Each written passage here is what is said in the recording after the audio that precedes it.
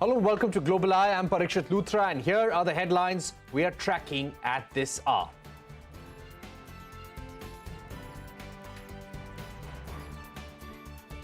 In a high-profile prisoner exchange, American basketball star Brittany Griner returns to the U.S. after spending nearly 10 months in a Russian jail. In return, the United States releases convicted Russian arms dealer Victor Bout, who had been held in a U.S. prison for 12 years.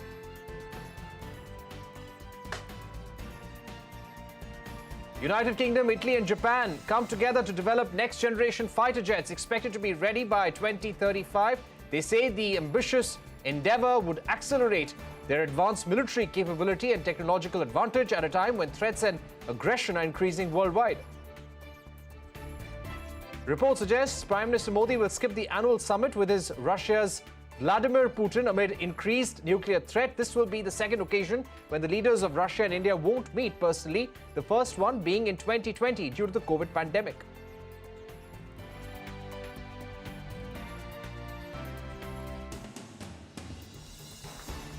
France announces free condoms to people in the 18 to 25 age group. President Macron calls it an attempt to reduce unwanted pregnancies among young people.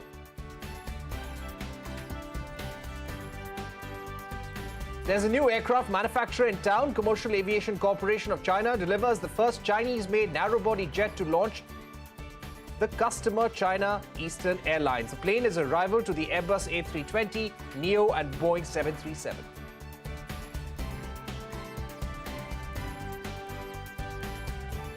Those are the key headlines we are tracking, and now we are focusing on China's bid to strengthen ties with the Arab world. Chinese President Xi Jinping met Saudi Crown Prince Mohammed bin Salman early this week, kicking off his three-day visit to the Gulf region. The two leaders stressed on the importance of global oil market stability and Saudi Arabia's role in achieving this balance. According to the Saudi press agency, the countries have signed agreements worth around $30 billion, and these include setting up a Huawei cloud computing region and building EV manufacturing plants in Saudi Arabia.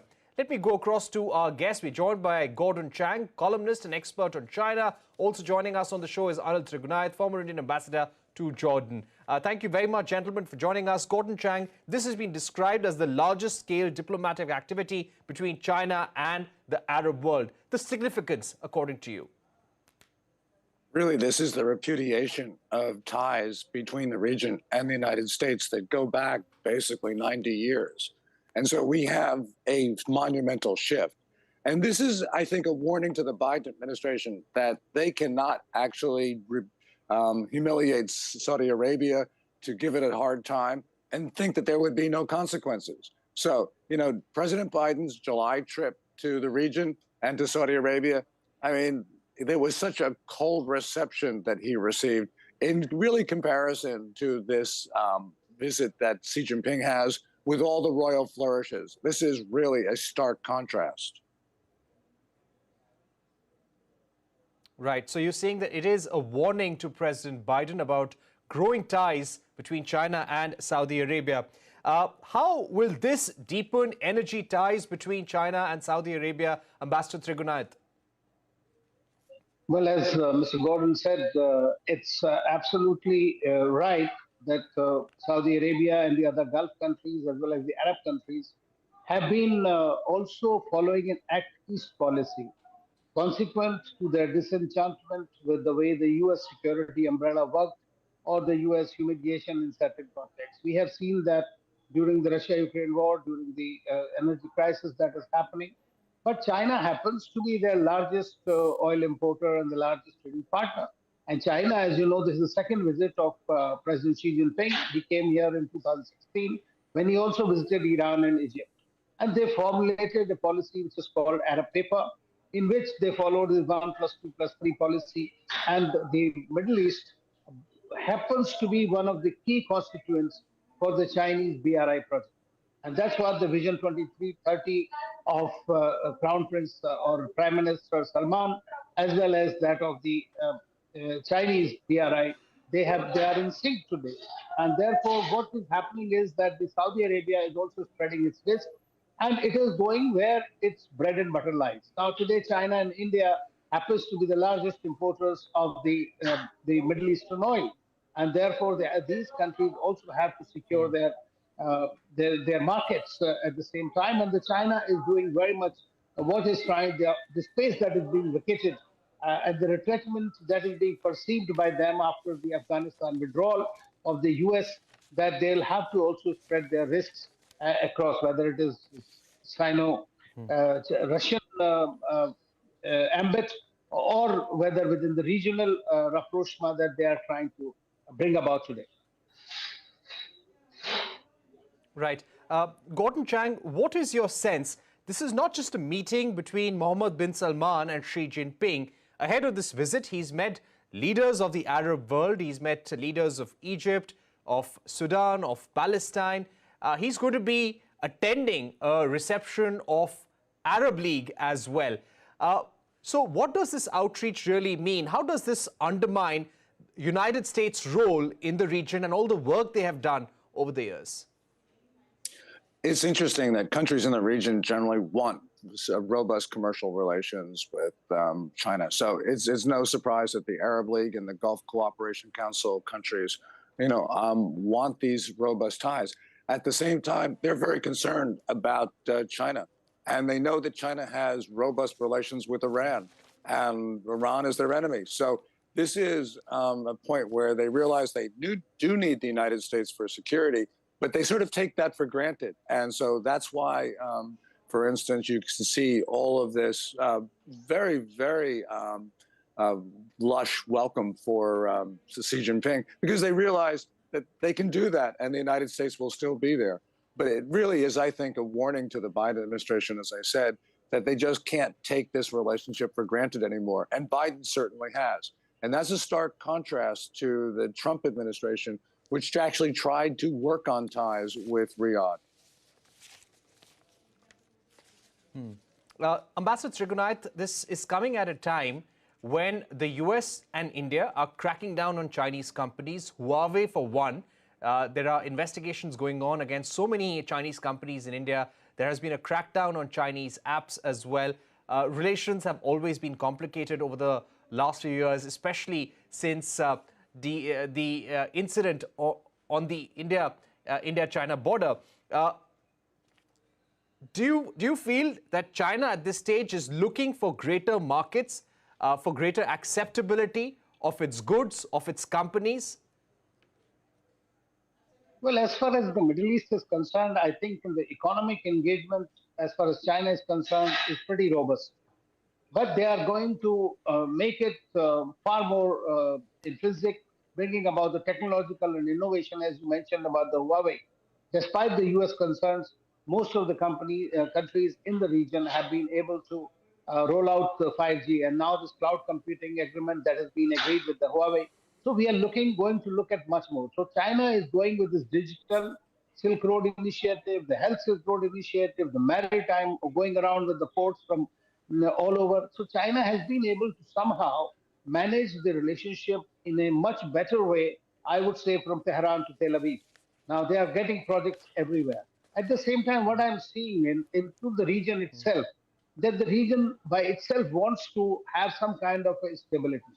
No doubt that there is a problem between Saudi Arabia and Iran.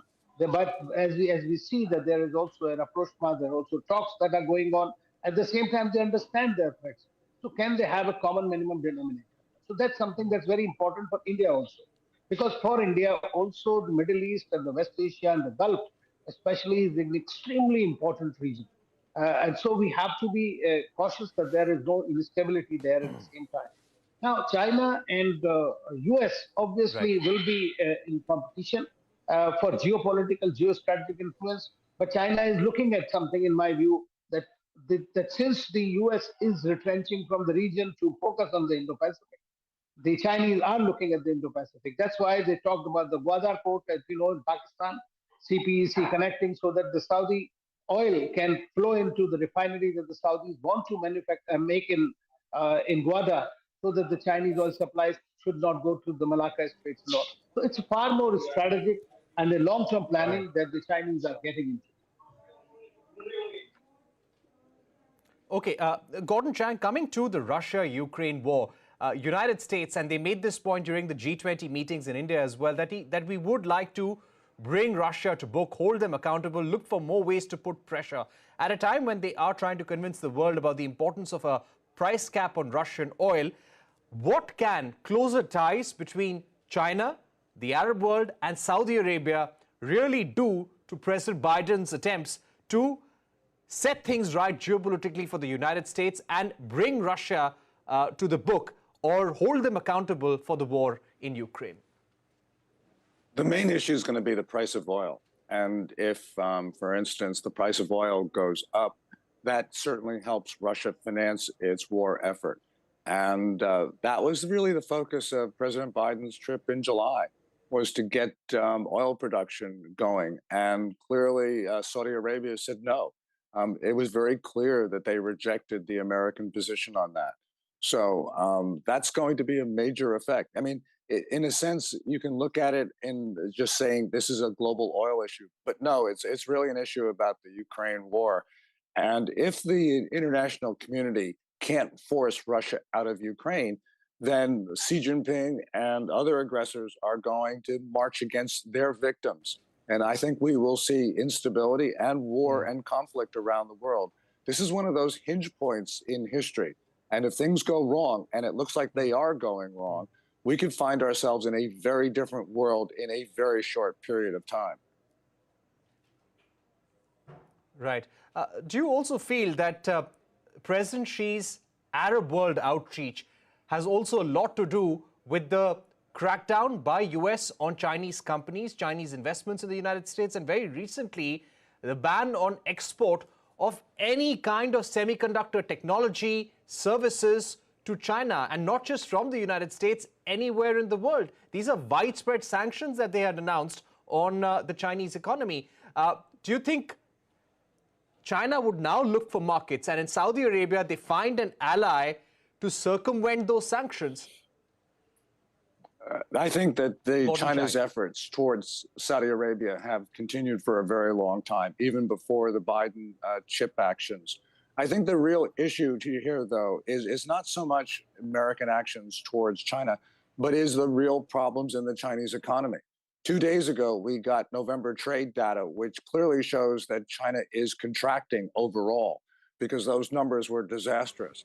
And I think that certainly has an effect, that China wants to be able to sell to foreign markets because internally its market is exhausted. Right. Ambassador Trigunait, as far as India goes, we have been trying to negotiate a free trade agreement with the Gulf Cooperation Council. How can a closer trade relationship between China, Saudi Arabia, and the GCC impact India's efforts? Well, I think that, as I always maintain, that as far as India is concerned, China is going to be your geostrategic competition in every geography. And since West Asia is extremely important for us, so we have to also up the game. Fortunately, we have the strategic partnerships. And when these countries are looking at peace, they are looking at India and China together. They are also not looking at a conflict situation between India and China, that is between these two countries. But at the same time, we are going to have this kind of sometime we'll have this kind of a problem that's coming. And that's why you are looking at various different trilaterals, quadrilaterals coming up in the Middle East, and India has done this I2U2 grouping and all.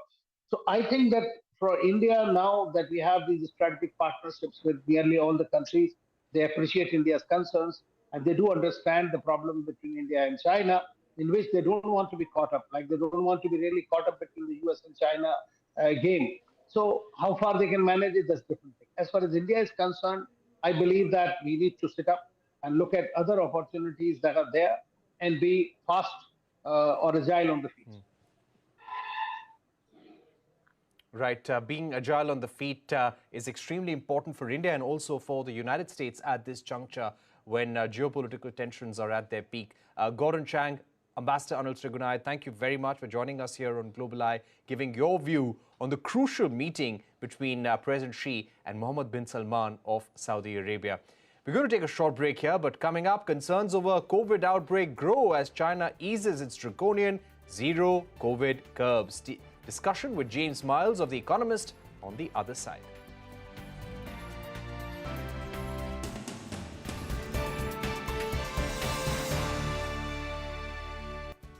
Welcome back. You're watching Global Eye. The Chinese government has rolled back on its restrictive COVID rules after zero COVID policy sparked outrage across the country.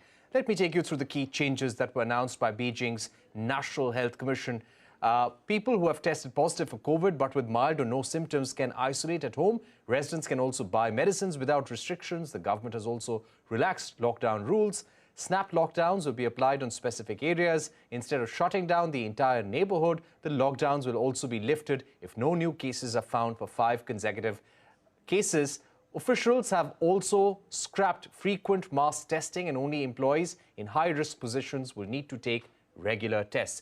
Joining me now to take this forward is James Miles, China writer-at-large at The Economist. Thank you for joining us on CNBC-TV18. James, give us a sense of how the easing of COVID curbs has really played out for people, for the average Chinese person.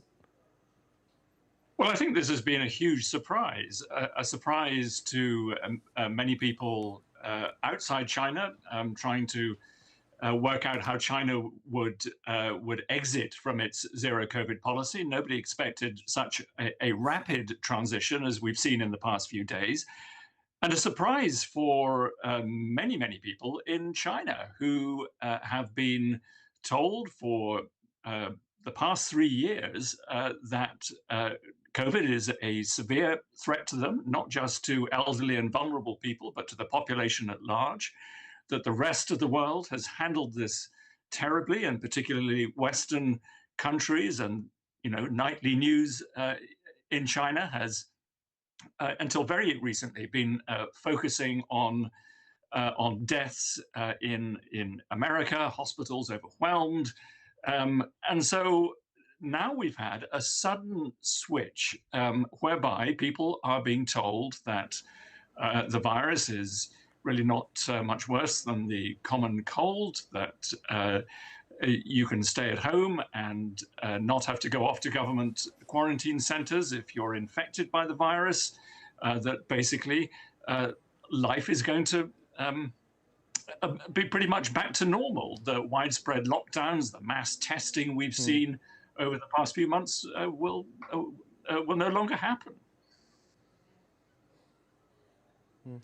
James, do you also think that China is unprepared for lifting these COVID curves?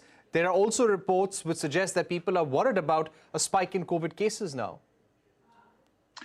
Well, that is indeed a fear, and very, very difficult to get the measure of what the trends are now with infections and indeed deaths as a result of COVID. We've seen over the past 3 years, quite an intense effort by the government to be open with these figures, and that's been in their interest because they've wanted to reinforce the message that COVID is something to be deeply worried about, and therefore it's necessary for people to comply with these very strict lockdown measures.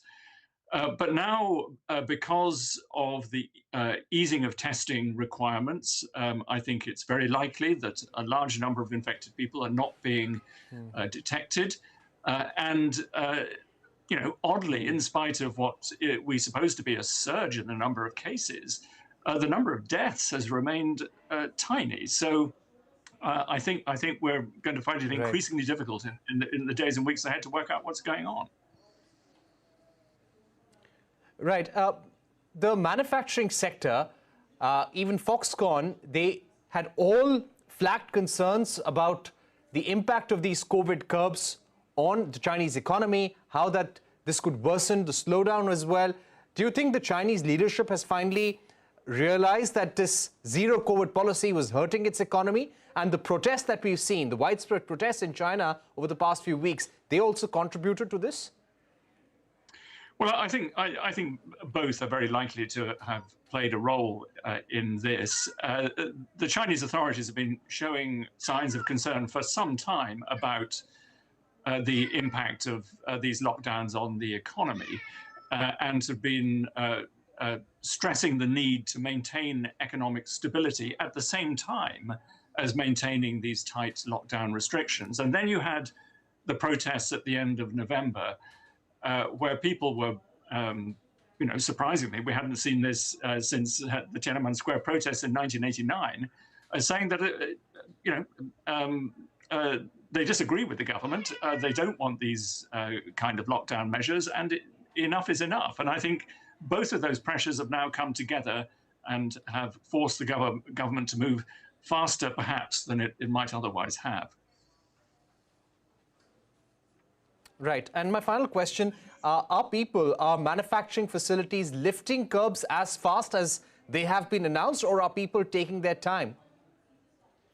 Well, it's going to be very difficult for manufacturers, and indeed difficult for local governments that are responsible for getting their economies going, because it's not entirely clear what sort of repercussions there might be should cases surge.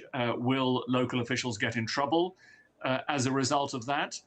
How will factories respond should large numbers of their workers become infected? And anecdotally, we're hearing, from our team in Beijing that quite a few of the people around them are now reporting infection with COVID. So I think even though there has been quite a positive response among investors to the possibility that over the next few months, China will ease considerably and its economy will get back to normal, it's going to be a very bumpy ride, and we could see,